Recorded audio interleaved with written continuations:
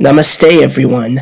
I am quite firm in highlighting stark contrasts between Zoroastrianism and ideologies such as Luciferianism, Satanism, New Ageism, left-hand paths, and communism.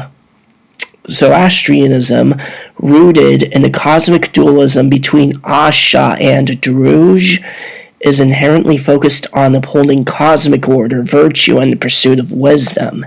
This is diametrically opposed to the core principles of these other belief systems in various ways. Here's how. Zoroastrianism versus Luciferian and Satanism.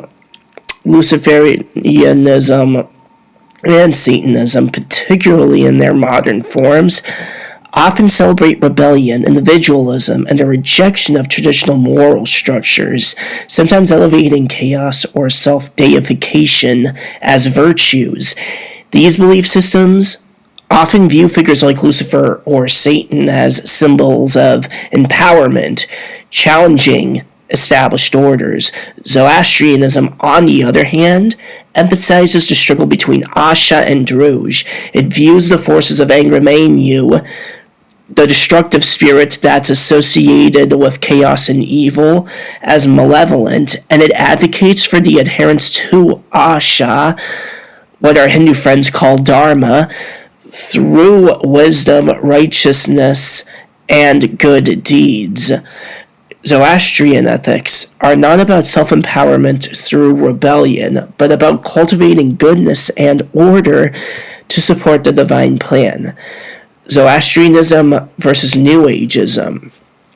New Age spirituality often promotes a syncretic blend of various religious and esoteric practices, focusing on personal spiritual enlightenment, sometimes disregarding established ethical codes in favor of subjective experience or self-realization.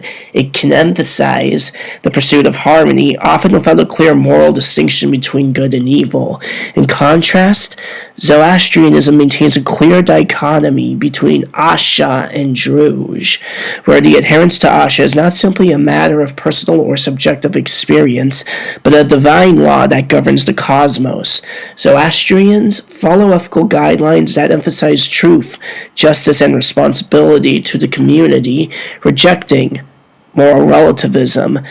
Now let's touch upon Zoroastrianism versus left-hand paths. A left-hand path is typically associated with the pursuit of spiritual growth through self-centered means, embracing concepts like individualism, ego development, and the rejection of conventional moral codes. It often challenges or subverts the norms of society and spiritual traditions, sometimes glorifying darker and more destructive aspects of existence. That's a left-hand path in a nutshell. Zoroastrianism, conversely, teaches the importance of acting in accordance with divine law.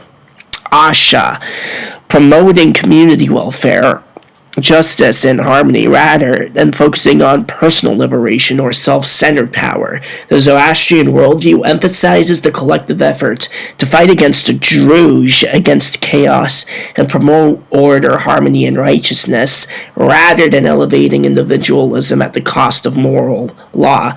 Now let's touch upon Zoroastrianism versus communism. Communism often centers on the idea of material equality and class struggle, with a focus on abolishing private property and redistributing wealth, along with the creation of a classless society.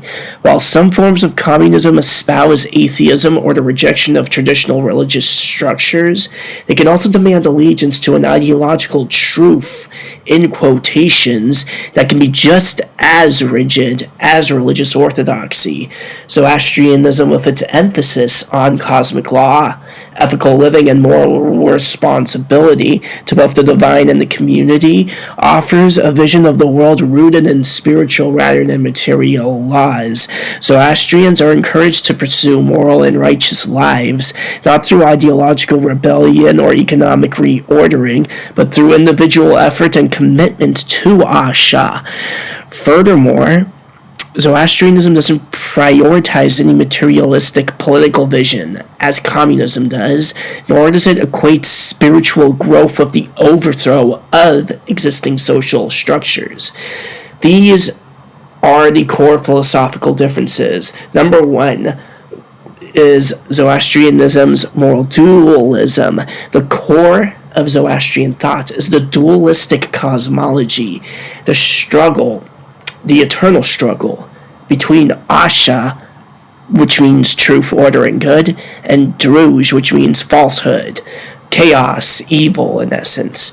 The goal for the adherents of this faith, of this path, is to live in accordance with Asha, which includes not only following ethical practices, but also working for the cosmic restoration of order.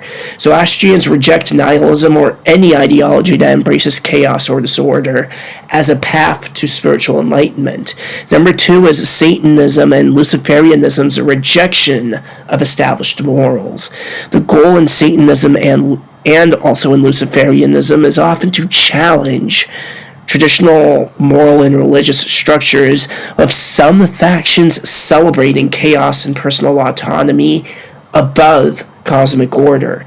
Zoroastrianism stands in opposition to this worldview by asserting that Asha, or divine truth and order, is the guiding force in life, and deviating from it leads to destruction, not empowerment.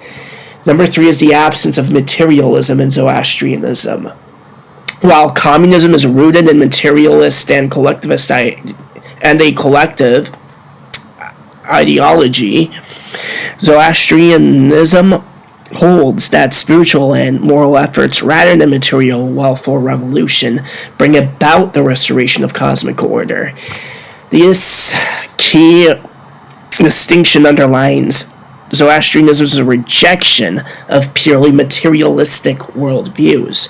So what do we conclude from all of this? That Zoroastrianism stands in stark contrast to the ideologies of Luciferianism, Satanism, New Ageism, left-hand paths, and communism, both philosophically and ethically. At its heart, Zoroastrianism is about cosmic order and moral responsibility to uphold Asha, the divine truth and law, in every aspect of life.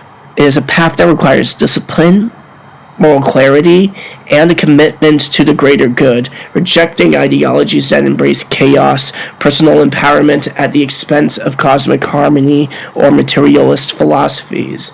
The core of Zoroastrian teaching is the core of